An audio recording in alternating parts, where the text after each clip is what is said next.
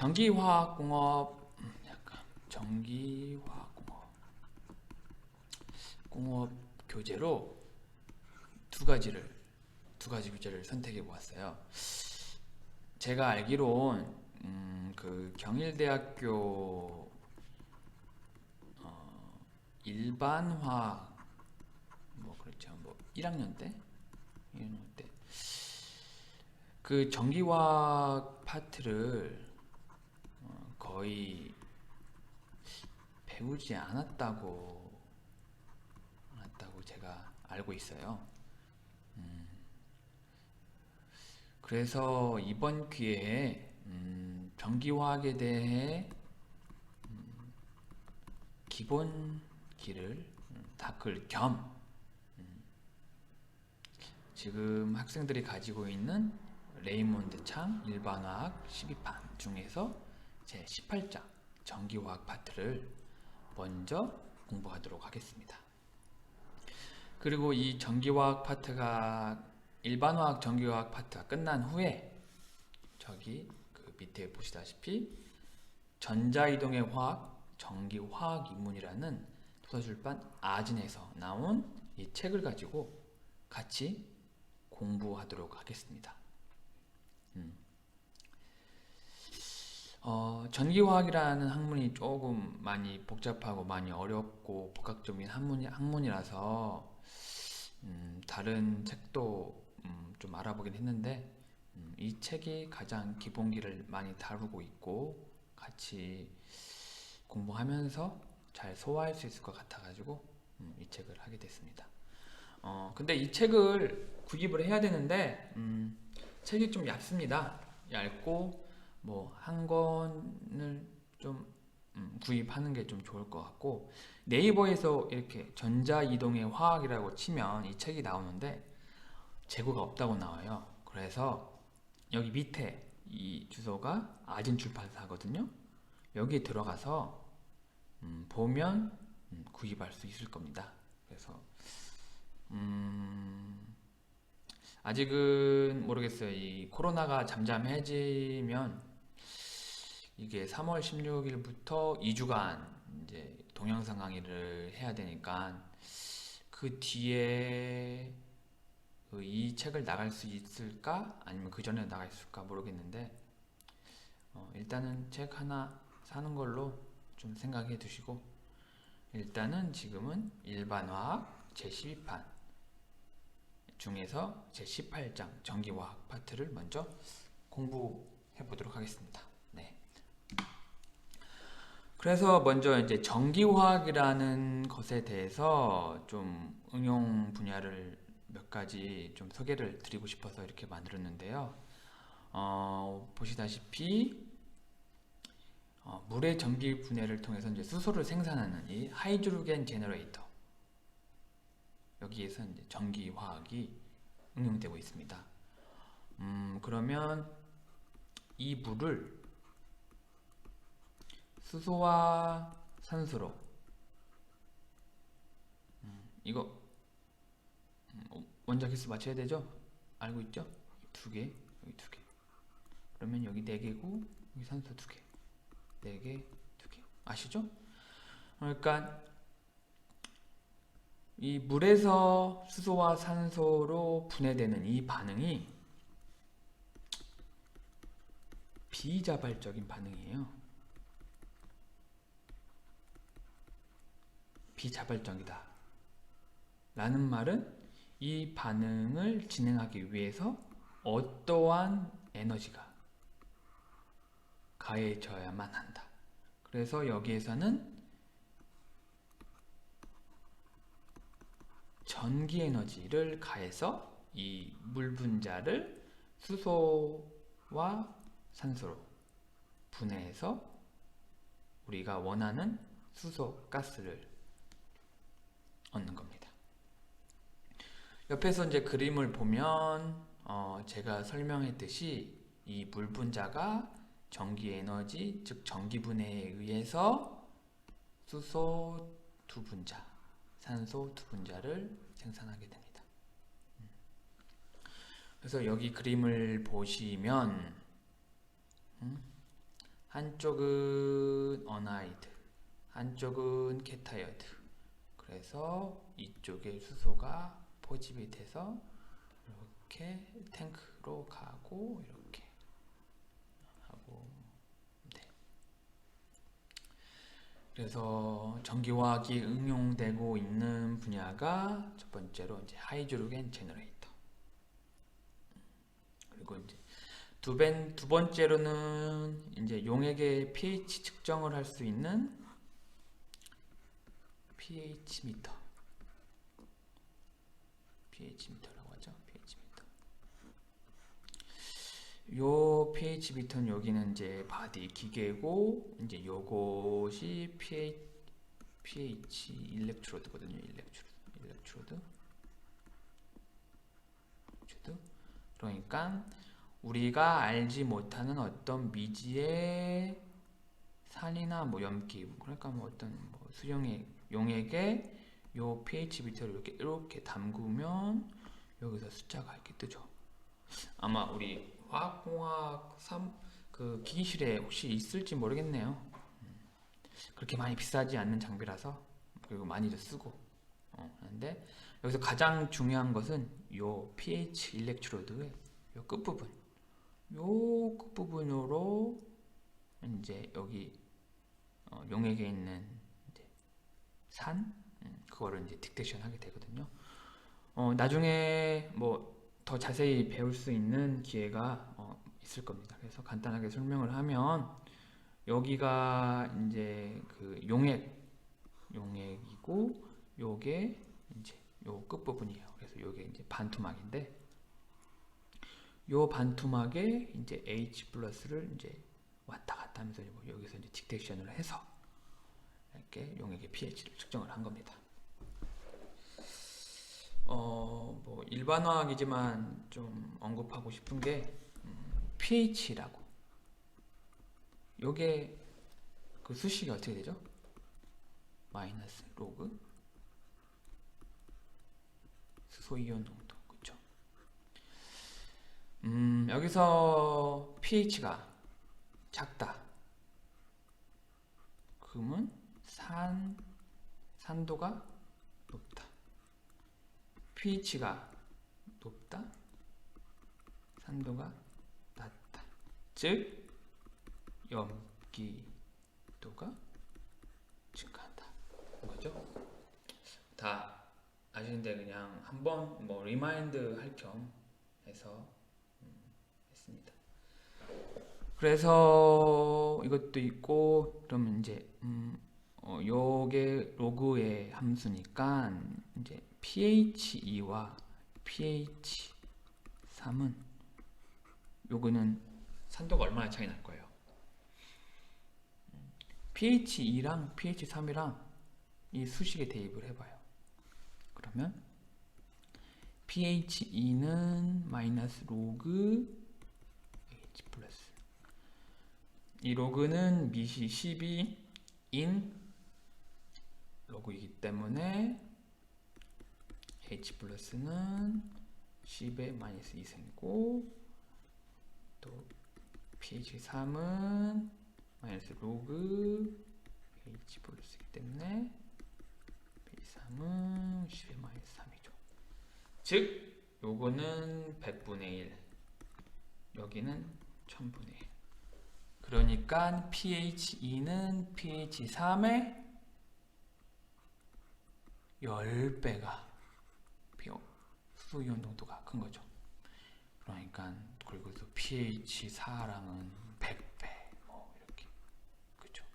그래서 이런 관계를 좀 알고 계시면 좀 더 배운 거기도 하지만은 이렇게 리마인드 하는 입장에서 4학년 과목이니까 좀 더 이렇게 화학이랑 우리 전공 과목을 좀 아우를 수 있게 좀 제가 이렇게 같이 공부를 하고 싶거든요. 그래서 기본적인 내용이지만 이렇게 한번 언급해 봤습니다. 다음으로는 이제 사이클릭 볼타메트리 기기라고 해서 이것도 보신 사람은 있을지 모르겠는데, 그 고분자의 필름의 호모 에너지 레벨과 루모 에너지 레벨을 측정하는 기기입니다. 이 사이클릭 볼타메트리 이 기기가 한국말로는 순환 전압 전류법이라고 하는데,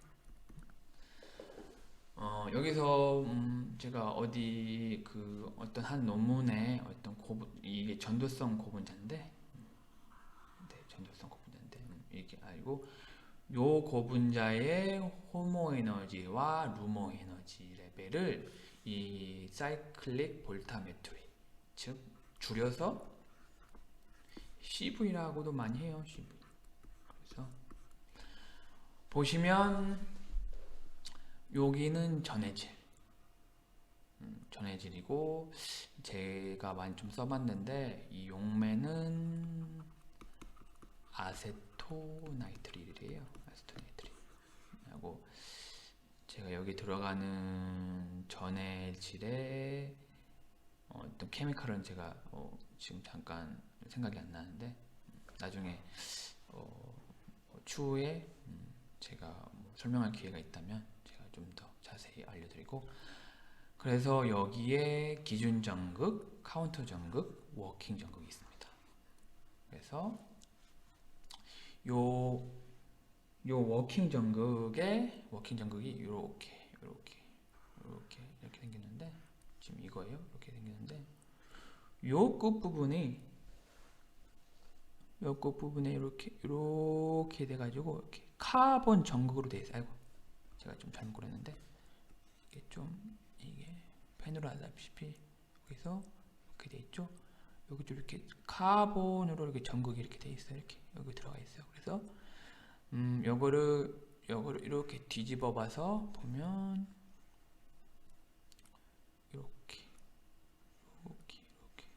이렇게 되는데, 여기 위에다가 이제 고분자를 어떤 유기용매에 녹여서 한 방울 좀 떨어뜨려서, 이게 좀 지저분하게 돼 있는데 뭐 이렇게 할게요. 여기 이렇게 생겼거든요. 요게 카본 전극. 그래서 우리가 호모 에너지 레벨과 루모 에너지 레벨을 측정하기 위한 이 고분자를 어떤 유기용매에 소량 녹여요. 저는 대부분 유기용매로 클로로폼 아시죠? 클로로폼에 제가 이제 박사 때 했던 고분자를 소량 여기다가 녹여요.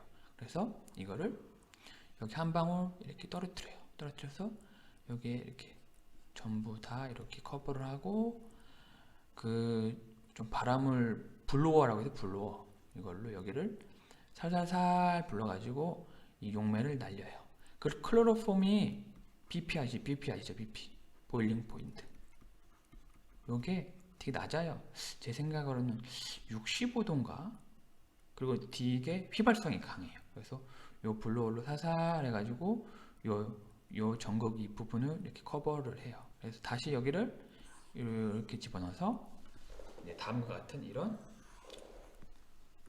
포텐셜에 이렇게 커런트라는 이런 그래프를 얻게 돼요. 그래가지고 이런 그래프가 되는데, 뭐 이거에 측정하는 것은 나중에 오면 자세히 설명하고, 그래서 이쪽을 측정해서 호모, 이쪽을 측정해서 루모, 이렇게 해서 고분자의 호모와 루모를 이렇게 측정을 합니다. 나중에 모르겠어요. 뒷부분에 이 아진에서 나오는 책에서 이게 나오는지 모르겠지만, 뭐 나오지 않으면 제가 다음에 기회가 있을 때 그때 한번 이거에 대해서 좀 자세하게 설명을 드리면 좀 더 재밌지 않을까. 그렇죠. 그래서 이 CV, 즉 사이클로 볼타메트리는 요 정도로 하고요. 그 다음에 이제 마지막으로 휴대폰 배터리. 이건 휴대폰 배터리가 아니라 예전에 그 카메라에서 많이 본 것 같아요. 카메라로 요거는 휴대폰 배터리죠. 휴대폰 배터리. 지금은 이 휴대폰이 이렇게 개봉을 못하게 되어 있잖아요. 그렇죠? 옛날에는 여기 뒤에 있는 커버를 이렇게 떼서 하나 배터리가 남는 거를 여기 다시 이렇게 교환하고 이렇게 쓰는데, 그때는 참 좋았는데 지금은 아마 이렇게 개봉하고 그러면, 지금 뭐 핸드폰이 뭐 방수되고 그런다고 하잖아요. 그래서 아마 그런 것 때문에 이렇게 일체형으로 됐을 거예요. 그래서 이제 이런 배터리들이 이제 전기화학을 이용해서 이렇게 2차 전지인데, 리튬 배터리 이런 것을 이제 만들 수도 있는 거고, 네, 여기 이제 전기화 원리들이 많이 녹아 있습니다. 그래서 제가 이제 휴대폰 배터리에 이렇게 나오는 이렇게 여러 가지 정보가 있어요. 그래서 전기화 과목을 들어가기 전에 요거에 좀 말을 하면 좀 더 재밌지 않을까. 네, 그래서 한번 소개를 해보려고 합니다. 네, 그러면 여기 보면 여기를 좀 작으니까 이렇게 옮겨봤어요. 자, 그러면 세컨더리 리튬 이온 배터리 2차 전지 아시죠? 2차 전지. 2차 전지는 뭐예요? 충전과 방전이 가능한 전지를 말하죠. 그리고 여기 노미널 볼테이지가 3.85V. 그러니까 이 배터리는 3.85V의 전압, 즉 우리가 3.85V를 사용할 수 있다. 그리고 밑에 보시면 11.55Wh. 이것은 이제 이 배터리가 할 수 있는 전기 에너지량입니다.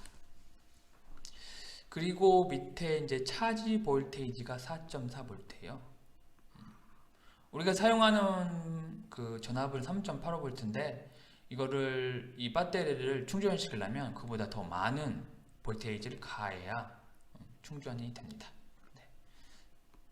그리고 3000mAh의 전기량을 가지고 있습니다. 그래서 간단하게 물리에서도 배우셨지만 좀 설명을 해볼게요.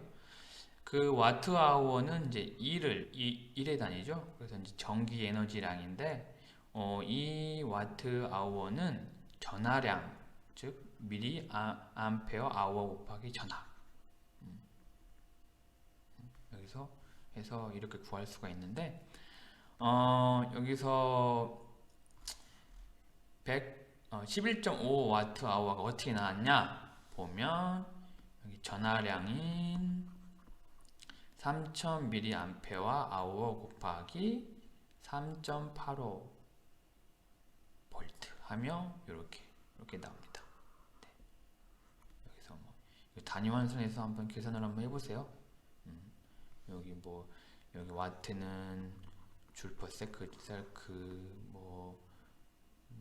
아워는 3600초, 미리암페어 아워는 쿨롱 전하량, 암페어는 쿨롱 퍼 세크. 이거 대문자가 소문자인데 이거 한번 계산 한번 해보세요.